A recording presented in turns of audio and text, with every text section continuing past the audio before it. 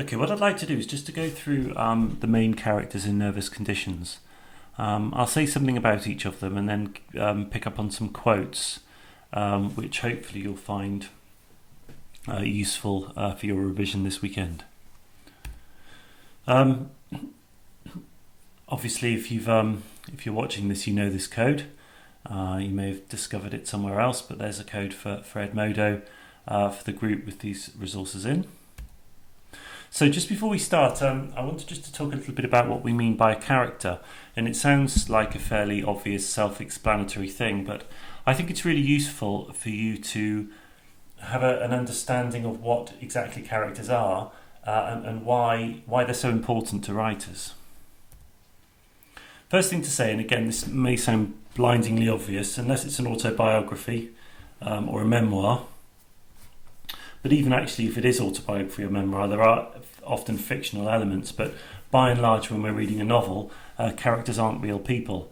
The reason I say this is because what we need to do is see a character as a vehicle or a means by which, or a way through which, writers explore their ideas about the world. So rather than seeing a character as being some sort of cardboard cutout who's just been placed in the novel to make it more interesting, you need to think of a character as a way in which a writer takes their ideas about the world, their concerns, their hang-ups, their neuroses, their obsessions, their passions, whatever, and fleshes them out.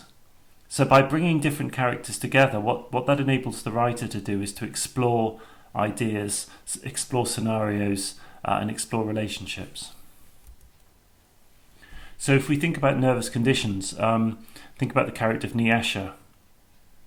She's not a real girl. She's not a real flesh and blood person in the world. What she is a way in which Dangarembga can explore the ideas of what happens when a young girl is somehow conflicted in both her race and her gender.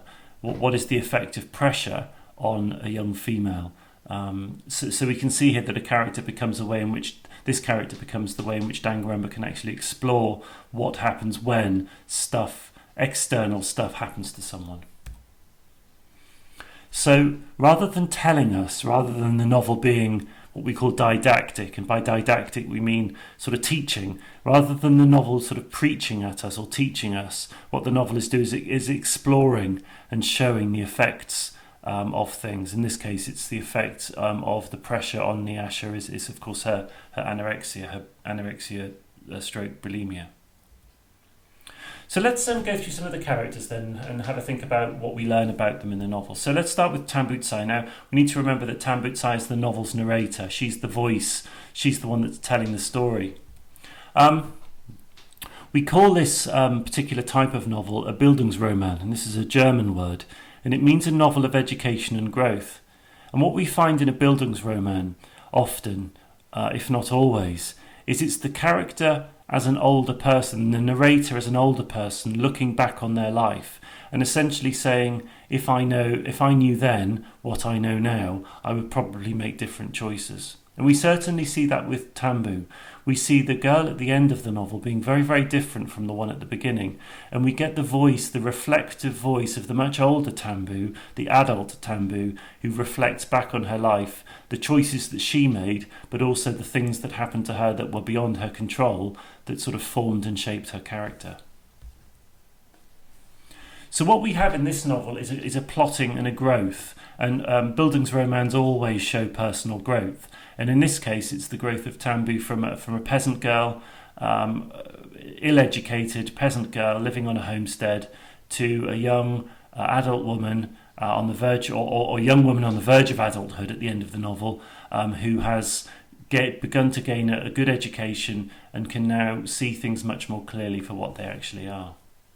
But alongside that, I suppose the most important part of the novel is what is the sacrifice? What sacrifices are made for progress? What do you have to abandon in order to actually develop and progress as a person? So as Tambu moves towards self-realization, she has to abandon things and she has to pay the price for that growth.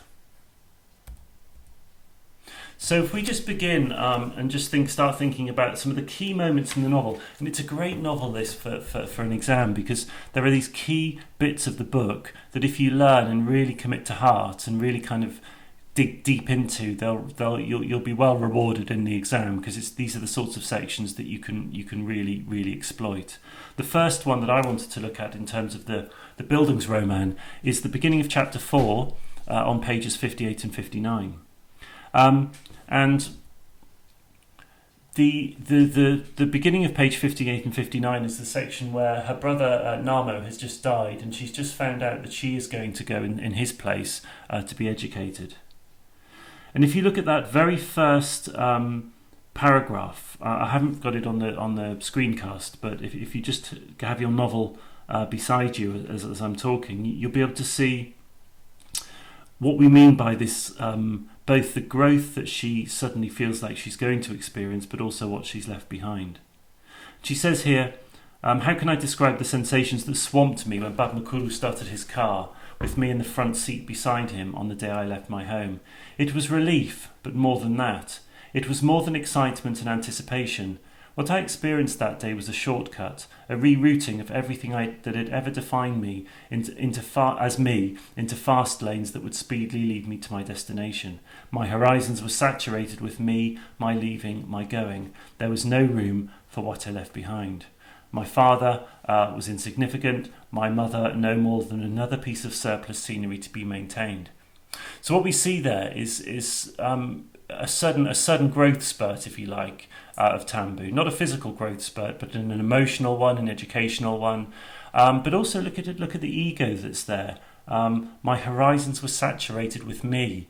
All of a sudden, she has potential, and she's going to move away from her family, and there's a sense here that she's going to become suddenly selfish. Of course, the irony of all this is we've seen exactly this in Namo. In the first few chapters, Namo is arrogant, conceited, rude, aggressive towards his sisters, and really very, very unpleasant. But as soon as the boot is on the other foot, as soon as Tambu has the chance to progress herself, she's using almost exactly the same type of language. She's using a rather arrogant, self-centered language. But there are these the symbolic use of these particular words, the idea of routing and fast lanes, speedily leading me to my destination, that suddenly she feels like she's on the right track, that she's moving speedily towards an education and a sense of fulfillment. So I suppose this opening section here, this opening of chapter 4, what it does is it makes us understand both where Tambu is and where she feels she's going. She feels that there's going to be a movement, and there's going to be growth, and there's going to be change. But the downside of that is, of course, she says, there's no room for what I left behind. So in order to fill herself full of new learning and new knowledge, she's going to be essentially abandoning her mother and father. And the language she uses is really quite brutal. My father was insignificant, my mother no more than another piece of surplus scenery to be maintained. That suddenly her parents have gone into the black background, they're no longer important to her. So I think what Dan Garemba is saying here is that in order to embrace something new, you have to abandon what is old, and actually that can be a very difficult process. But ironically here, it doesn't seem to be that difficult for Tambu to do. And then if we move on, pages 94 and 95, we get that further growth towards womanhood. And this is, she's spent time now at Bab McCullough's house. She's begun her education. She no longer has to worry about the day-to-day drudgery of looking after her family, of sweating and toiling. She's got meals put on the table, and now she can really properly develop. And she says here in the middle of page 94, freed from the constraints of the necessary and the squalid that defined and delimited our activity at home, I invested a lot of robust energy in approximating to my idea of a young woman of the world. And so that idea of some things that define and delimit, and those things are the necessities of the constraints of the necessary and the squalid, the life on the homestead, where she had no time to be educated because she had to think about the next meal on the table, and she had to look after and clean and cook and work in the fields and what have you. And so now she doesn't have to do that, and now she can move on and she can develop and she can think about what she believes to be a young woman of the world should be, an educated woman of the world, someone who has the ability to think for herself and develop herself. And then in the middle of page 95, she's talking about straightening her hair, my hair, putting ribbons in it at weekends, filing my nails, and sometimes painting them bright purple. So again, this is the idea of now that she's away from the homestead and she's away from the squalid existence that she had, she can now make herself look attractive, or what she perceives to be attractive. But of course, what's interesting here is this is a very Western notion of attractiveness, with the ribbons and the nail varnish being almost icons of Western influence. And then there are lots of other parts to the book, but again, you're going to have a very short amount of time, about 45 minutes for each section, so I'm keeping it fairly brief here. On page 208, right at the end, literally the last page of the book, the last paragraph, this is the final reflection. I was young then and able to banish things, but seeds do grow. So that there's the Bildungsroman really kind of obvious. The idea of seeds were planted in her that grew. Some of the seeds were very positive, the education, the growth, the fulfillment, the self-realization. But some of the seeds actually were really very negative: the selfishness, the arrogance, the disregard for her family. So she's looking back on her the early stage of her growth, and she's seeing that in many respects it was both positive and negative. She says, although I was not aware of it then, no longer could I accept Sacred Heart and what it represented as a sunrise on my horizon. Sacred Heart obviously is where she attended school.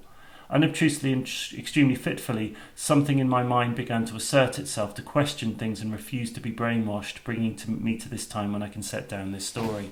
So what's happened is that she's grown into a young woman who's no longer able to just accept things as they are. The things that she's seen, the things that she's experienced.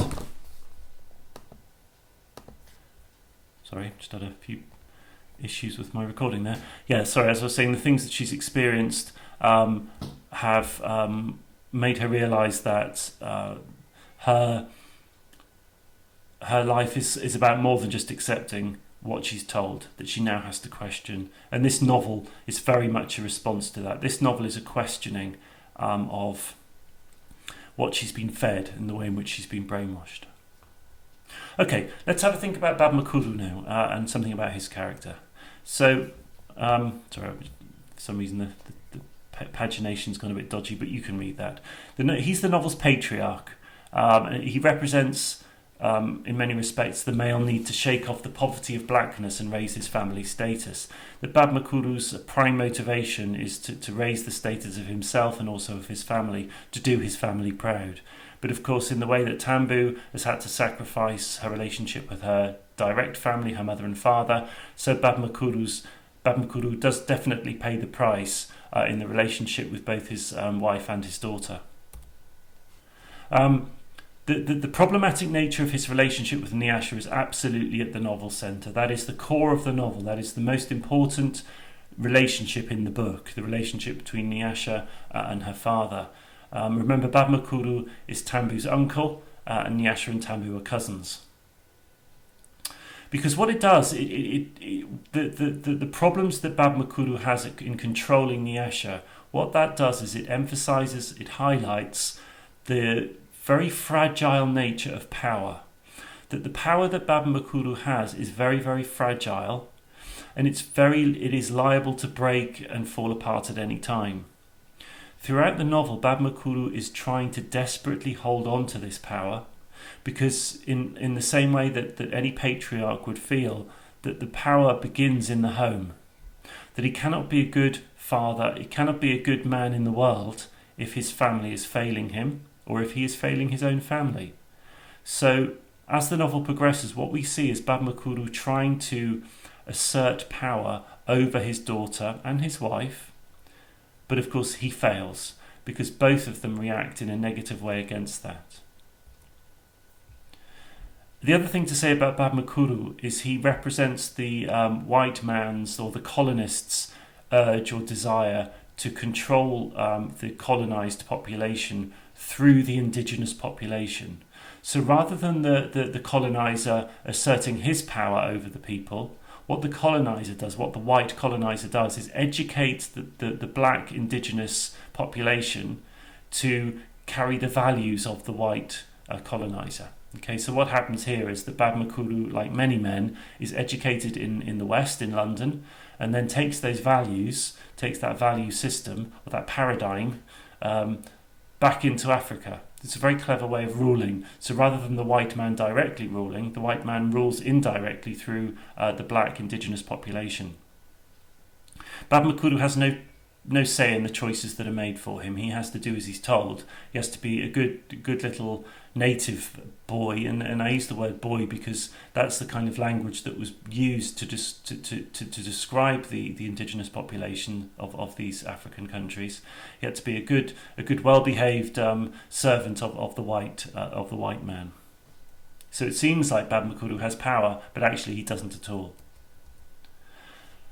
And again, we have a few quotes here which link into this. The idea of status. He obtains a master's degree, and that helps to lift his family status. On page 64, Tambu says that Bab McCullough is pushed up from under the weight of the white man. That he's kind of found his feet and he's risen up. But of course, the irony is that he hasn't at all. That the white man is still very much there, very, very present. And then on page 70, Tambu says, Bab McCullough was God, therefore I had arrived in heaven. That Tambu at the beginning of the book sees Bab McCullough as being godlike, that he has power, money and status, and therefore he's almost elevated to the status of a god. And then we've got those two very key scenes, and these are two other scenes that you really must commit to memory. You must read and annotate and really kind of absorb. On pages 82 and 83 and then 114 to 117, both of those are when Inuyasha confronts her father, and that sort of shows his weakness. And the first one is over the meal, and the meal becomes the battleground on which their relationship is fought. The meal times are the hot spots, the sources of tension in the family.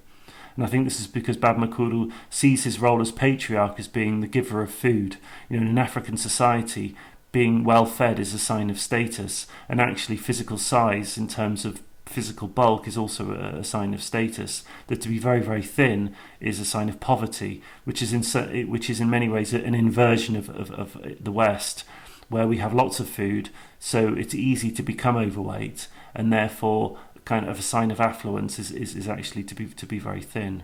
So if you like, the African and the Western. The way in which wealth is displayed physically is actually turned on its head. So on pages 82 and 83, we see a real power play between Inuyasha and Bab McCullough, and we see Maiguru trying to sort of jolly everyone along, but ultimately we know no one wins. This is a lose-lose situation. And then on page 114 to 117, it's the scene where Inuyasha comes back from the dance late and Bab McCullough challenges her, and they end up fighting.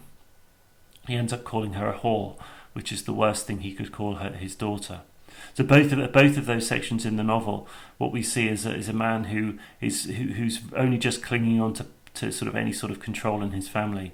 And in fact, as the novel progresses towards the end, we see him having less and less power and less control, because he can control only to a point, but unfortunately for him, that both his wife and his daughter are too independent-minded to put up with it for too long.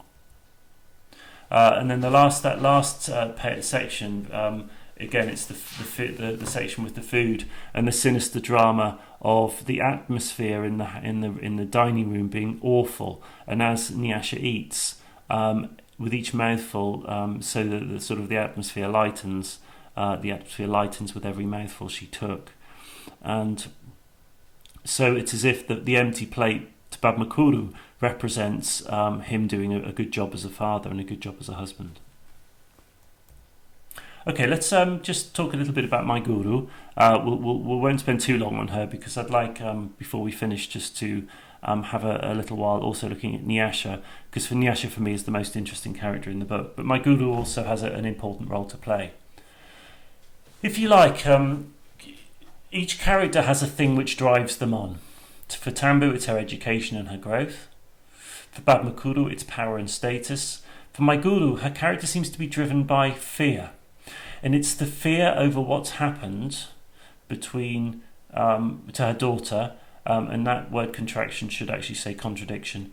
The contradiction between the Africa and the West, and or even the contrast. No, I think it's contradiction. I think I meant that somehow Africa and the West are at odds with one another in terms of their values, and the effect that that's had on her daughter, on both of her children, but particularly Inuyasha. That they've gone to the West, they've gone to London, they've had some time being educated in London, all of them, mother, father and children. They've now come back to Rhodesia, and what my guru realises is that Inuyasha has become quite free thinking, quite free speaking, dresses in a very Western way. And although initially my guru quite likes the fact that Inuyasha has this about her, as they get further back into African society, my guru tries to rein her back in, and has a devastating consequence. And I think it's only at the end of the book that she realises that her trying to rein Inuyasha back in and trying to control her, the effect that has on Inuyasha's mind and her body. That it's only once my guru physically sees the effect of this contrast between the West and Africa, she sees the effect of it on Inuyasha, then she finally realises the part that she's played. The West changed my guru. She comes back not being happy, not wanting just to be the one who looks after Babmakuru. As the novel moves towards its climax, we see my guru leaving him, confronting him over his control, and then leaving him. She does come back. She comes back and she's more in control of herself. She has a stronger voice.